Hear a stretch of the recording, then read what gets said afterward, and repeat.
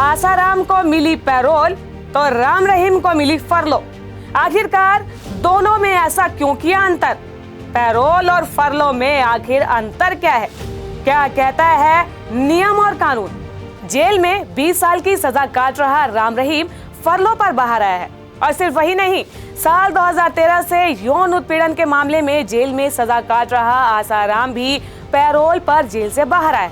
सवाल यह है कि आखिरकार दोनों के बीच में ये अंतर क्यों है? क्यों इन दोनों को जेल से बाहर आने के लिए पैरोल या फरलो दी गई है? सवाल ये भी उठता है कि क्या पैरोल और फरलो में अंतर है, और अगर अंतर है तो फिर इन दोनों कैदियों के हिसाब से ये अलग अलग कैसे दी जाती है, और इसे लेकर देश का नियम और कानून भी क्या कहता है।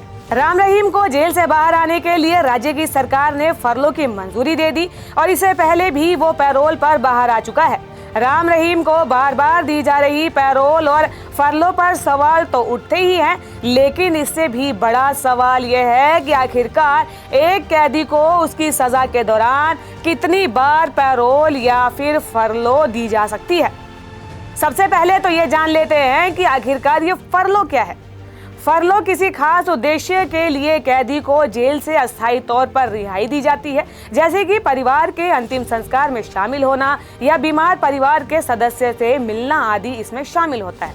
फरलो आमतौर पर थोड़े समय के लिए दी जाती है और फरलो के खत्म हो जाने के बाद कैदी को वापस जेल में लौटना होता है।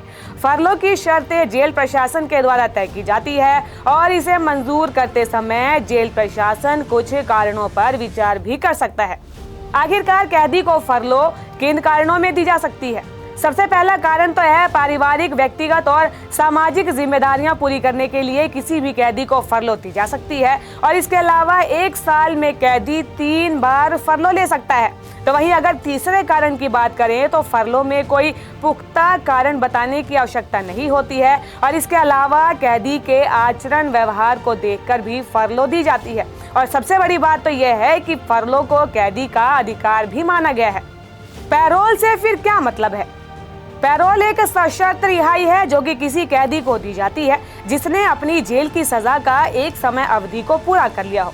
पैरोल कैदी के अच्छे व्यवहार पर भी निर्भर करती है। पैरोल की अवधि के दौरान कैदी पर निगरानी रखी जाती है और उसे कुछ शर्तों का पालन भी करना होता है। पैरोल कैदी को किन हालातों में और आखिरकार कब दी जाती है? सबसे पहला कारण तो होता है बीमारी, मृत्यु, विवाह, संपत्ति विवाद, शिक्षा या किसी अन्य पर्याप्त कारणों के आधार पर कैदी को पैरोल दी जाती है। और दूसरा कारण है कि पर्याप्त कारण बताने के बाद भी कैदी को रिहा करने से इनकार किया जा सकता है। पैरोल की अवधि कैदी की कुल सजा में गिनी जाती है। और चौथा कारण है कि जब कैदी की सजा का 1 साल पूरा हो जाता है तब ये पैरोल दी जाती है। और सबसे बड़ी बात है कि अंडर ट्रायल कैदियों को भी पैरोल आसानी से मिल जाती है। पैरोल और फरलो के नियम, कायदे और इनके बीच में जो अंतर है वो हमने आपको बता दिया, लेकिन आपको ये भी बता दें कि पैरोल और फरलो को मिलना इतना आसान भी नहीं होता। और ये भी नहीं है कि अगर एक बार पैरोल या फरलो आपके मंजूर हो गई तो उसे नामंजूर भी नहीं किया जा सकता है।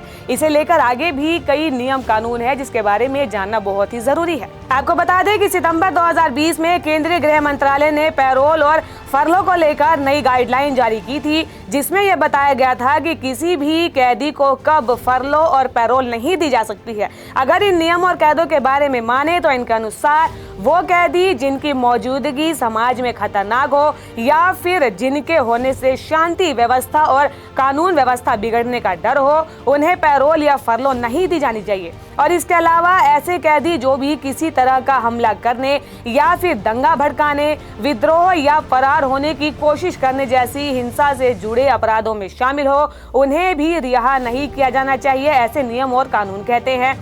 डकैती, आतंकवाद संबंधी अपराध, फिरौती के लिए अपहरण या फिर तस्करी में जैसे गंभीर अपराधों के दोषी या आरोपी को कैदी को जो है रिहा नहीं किया जाना चाहिए। पैरोल और फरलो को लेकर जो नियम और कायदे हमने आपको बताए, उसकी जानकारी आपको कैसी लगी हमें कमेंट सेक्शन में जरूर बताएं। और ऐसी ही कई अहम जानकारियों के बारे में जानने के लिए जीजीसी को लाइक, शेयर और सब्सक्राइब करना बिल्कुल भी ना भूलें।